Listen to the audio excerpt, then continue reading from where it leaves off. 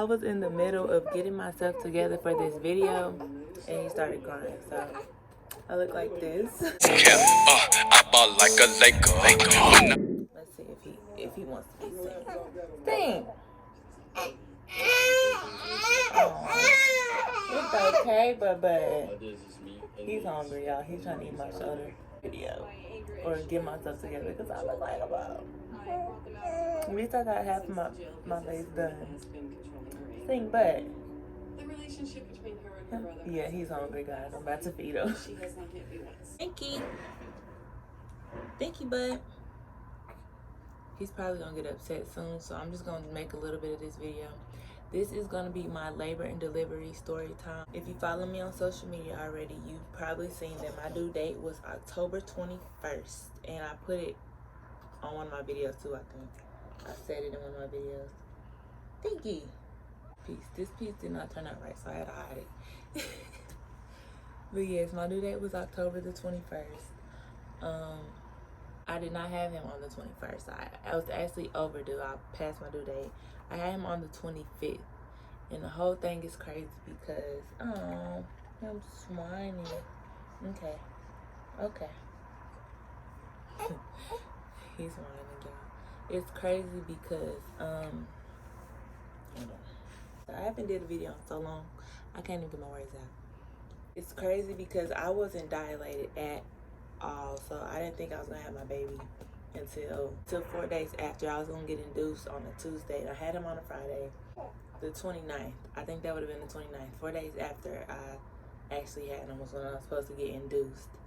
I went to a doctor's appointment the day before I had him on the Thursday morning, and that was my last doctor's appointment. It was after my due date. The doctor said he was going to induce me because I wasn't dilated and we didn't think he was going to come.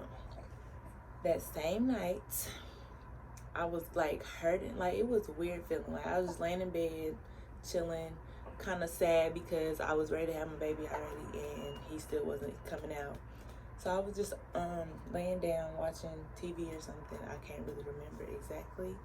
I just know that my stomach started hurting and it kept feeling like I had to go to the restroom, like do number 2. So every time I go to the bathroom to try, like, nothing would come out. So I'm just like, why is my stomach feeling like this? Oh, I'm yawning. I'm just like, why is my stomach feeling like this? And I was like, what's going on with my stomach? Like, why does it feel like I gotta go to the bathroom and I can't go to the bathroom? So me being me, I get on YouTube and I start looking up labor and delivery stories. Like how people was feeling, how contractions feel and all that stuff. I didn't know how contractions feel because I had never had a contraction before that day, and I did not know what they felt like until then. So I'm thinking, like, why does it feel like I gotta go to the bathroom? I started looking up, do contractions feel like you gotta poop, or what does it mean when you feel like you gotta poop and you're not going? You know how you Google stuff and look up stuff. But yeah, I came across a video of this girl. I can't remember her YouTube channel. She was young. I think she was like 17. She was one of the young girls that had a baby. And I was watching her video and she was telling her story and she was telling how it felt like she had to poop. So I'm thinking, like, this is the same feeling. But she said her water broke, that she got up and her water broke that same day or something like that. I'm like, man, my water ain't break. I ain't even lost my mucus plug yet. My baby's not about to be here, and I don't know what this feeling is, but if it keep on happening, I'm probably gonna cry.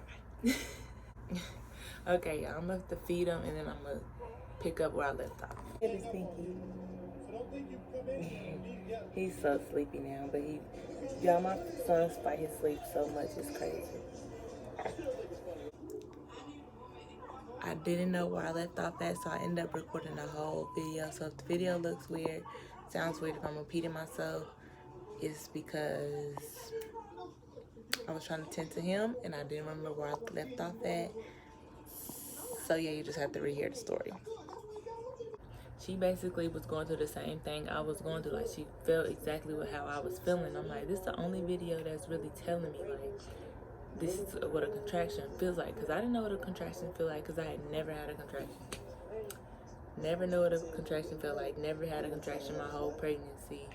Thought it was just like a regular period cramp. But me, I don't really cramp when I'm on my cycle either. So I don't know. I just didn't know what a contraction was gonna feel like. Look at his little hand. I didn't know what a contraction was supposed to feel like. So I started looking this stuff up, whatever. And she said she had the exact same feeling. She felt like she had to poop and go to the bathroom. When she went, nothing would come out. So I'm like, what's wrong with me? My mucus plug didn't come out. My water didn't break. I'm like, nothing's going. Like, what is this feeling? It was hurting like to a point where I'm like, do I need to go to the doctor? I just kept looking up stuff. Like, I kept looking at videos, and again on her video, she also said that when she got up, her water broke. So I'm like, I done stood up, went to the bathroom, my water did not break, my mucus plug did not come out. Like, what's up? I stopped watching videos because I'm starting to get hungry, it's getting late. I'm like, okay, maybe if I eat something, and it just put me to sleep. So I went to the kitchen and put my food in the microwave. You know what? Yeah, I put my food in the microwave, and as soon as I was about to walk back to my room, I just started feeling liquid just come out. And I'm like, did I pee on myself? You know, you feel when you peeing on yourself. It's like, you know how it feels when you have to urinate. And I didn't feel none of that. It was just coming out, and I couldn't control it. And I looked at the ground, and it was like all clear. It was all on the ground, it just kept coming. And I'm panicking because I had just texted my boyfriend, his dad, and we were talking about like that it's crazy that he's about to, like, because we had a day set for him to be induced. So we're like, okay, like, this crazy, like, we about to have our baby, this and that. But as soon as I'll try to put the message on here, as soon as we was texting, it's like he said something, or I don't remember what I said, but I just remember saying, I feel like this baby is about to come today or something like that. And as soon as I said that, when I went in the kitchen, my water broke. I'm like, I dead ass think my water just broke. He's like, what? We was like, you for real? He was like, are you for real? I'm like, I think my water just broke. Like, dead ass after I had just sent that.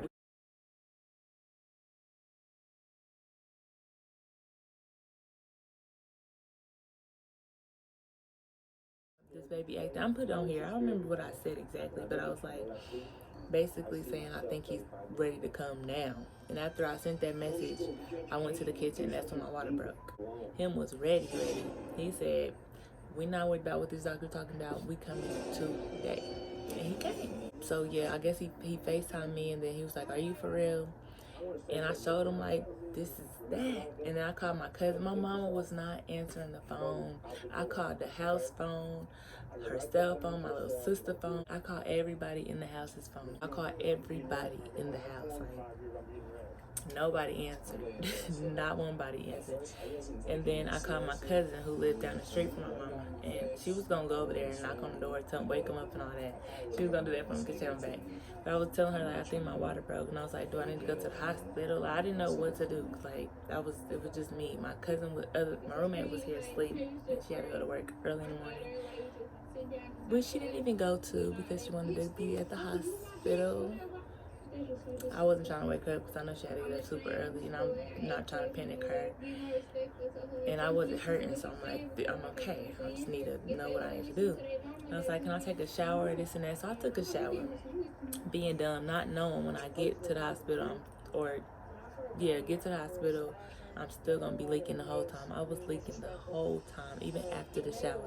Because once all that come out, it just felt so nasty. Like, I just felt dirty. So I got in the shower thinking, like, I'm clean now. I can go to the hospital, this and that. I feel like I'm doing this story so out of order, y'all. So yeah, after I texted him and I FaceTimed him and I told him I'm gonna basically see if I need to go to the hospital or not, because I really didn't know, and I didn't want them to send me back home. Like, I was gonna cry if they sent me back home, seriously. So I was like, I'm not gonna go to the hospital. I think I'm gonna be okay. So I just waited. I hung up on him and I told that's when I called my cousin. I think I left this part out. The cousin I'm talking about is a cousin who's already had a baby. She went through this, so that's why I'm asking her about everything. But I asked her, should I go to the hospital? And she said that I probably should just stay home because the doctor is probably going to send me home anyway. But I'm going to get into the rest. But I had to put that in there. And I told her about it, and she said I don't have to go to the hospital or something because they might send me home. And then she ended up texting me after that phone conversation. She was like, maybe you do need to go. I had went to the bathroom when she was texting me. Before I got to text her back, I had went to the bathroom and a piece of my mucus plug had fell out. So I'm like, oh yeah, I need to go to the hospital. Like, now everything's just happening at once. So I texted him, like, okay, I'm gonna go ahead and go to the hospital. I called him back and I told him to come on and get me. And they took me to the hospital.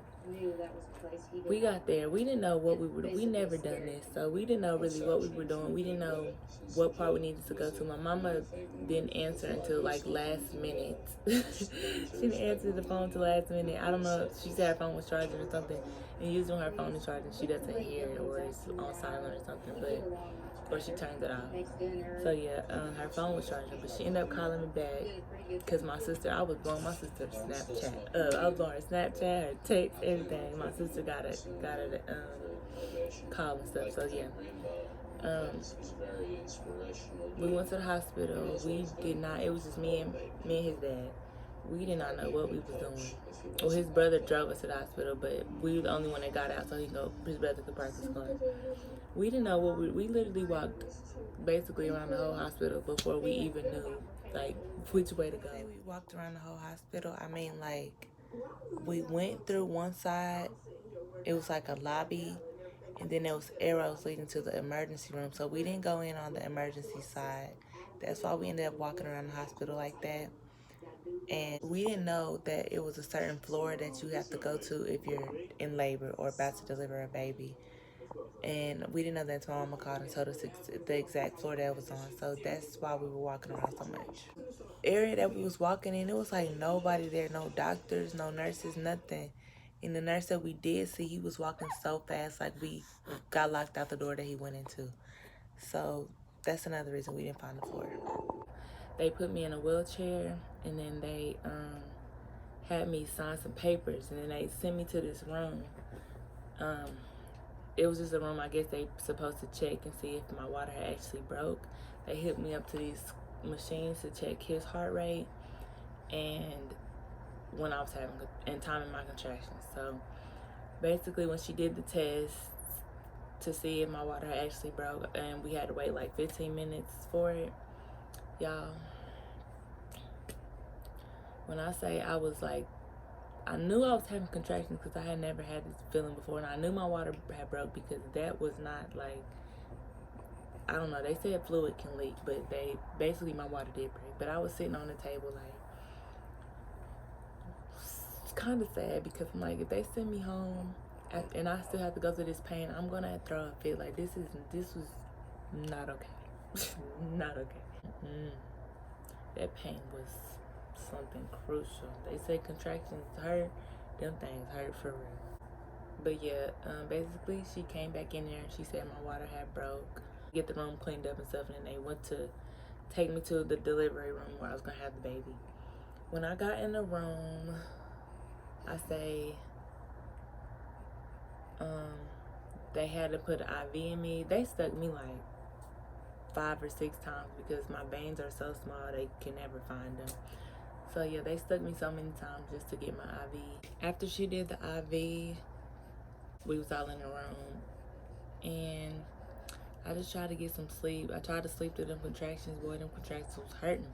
And I was just wondering, like, when can I get my epidural? But I didn't ask for it yet. They kept checking my cervix and I was dilating. Like, your girl went from nothing to 1, almost 2 to 3, almost 4. It was like that every time they come in and check me. So he was ready to come out. He was ready to come out. I got the epidural. I actually asked about the epidural when I can get it when I was dilated to a 3. And she said I could get it. But I was asking, I was like, does it wear off? Because I don't want to get it now and then like I feel it later on. I wasn't dilated to I was dilated to a 3 when I got my epidural.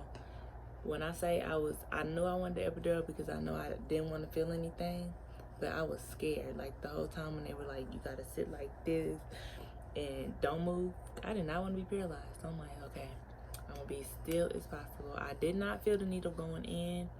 What I felt was the medicine going in. That stuff sting a little bit, and it like make you feel like you having a cramp in your back, a terrible cramp in your back, and it makes you want to move. But I didn't move. I did good. They said I did good. So yeah. Once that was over, it took like 45 minutes. They said it took 45 minutes. The time was going so fast that night. It's crazy. I was in labor for 12 hours, and it was kind of flying by. But yeah, after I got the epidural, I can't remember, like, it's a blur, kind of, like, this part is a blur. I can't remember if I took any naps or what, but yeah, I definitely took some naps. I did. But I just remember the nurses coming in. They kept coming in telling me, like, checking my cervix, telling me that I was dilated. I also forgot to mention that my epidural was only really numbing my right side of my body, like the right side. The whole left side, it was like numb for a little bit and it would go out, and it was numb for a little bit and it would go out again. So I kept having to get medicine.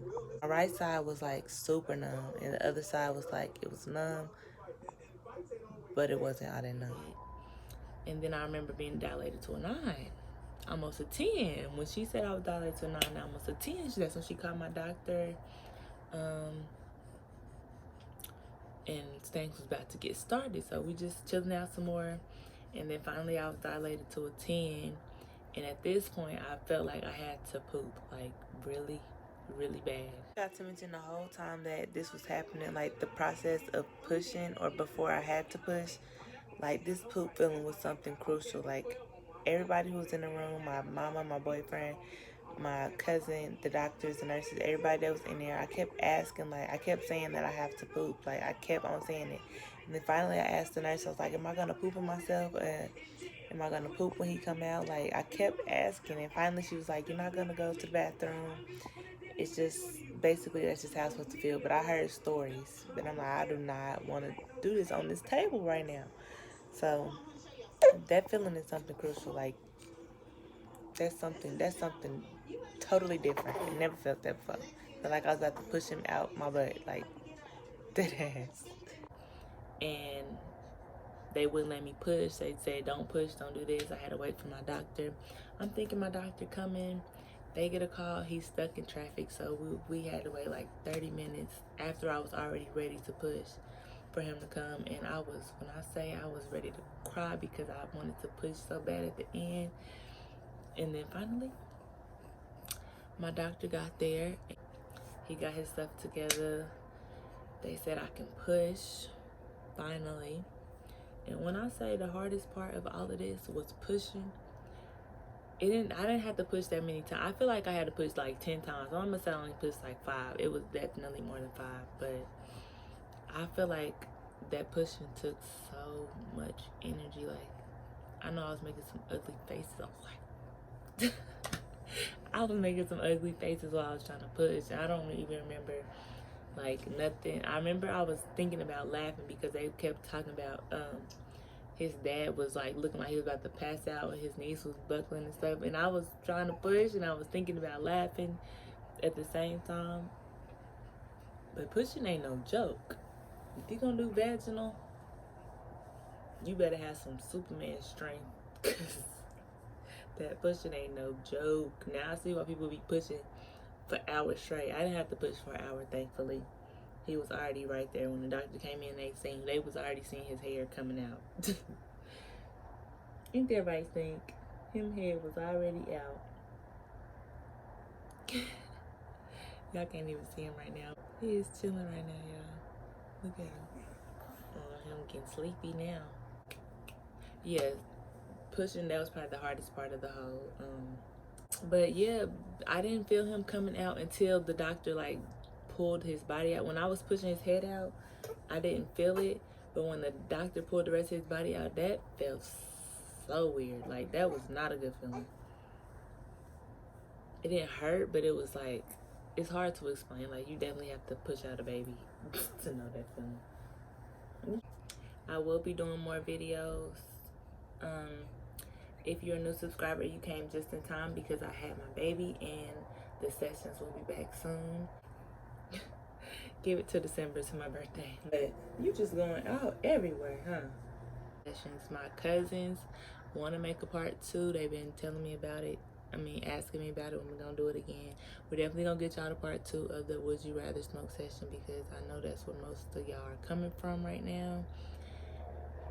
And it's gonna be back real soon. Ain't that right? Thank y'all for subscribing. Thank y'all for watching. Thanks for the ones who have been keeping up with me and asking me throughout my pregnancy how I've been doing and all that. I'm good. I'm great. He's good. We're healthy. He's adjusting to the new world. We're doing real good. If I missed some stuff in this video, I'm so sorry, y'all. I ain't did a video in so long. It feel weird doing it. And I had a little distraction here. And I was kind of getting thrown off a lot in the video. But, yeah. That's the end of this video. Y'all like, comment, and subscribe to my channel. And I'll see y'all in the next video.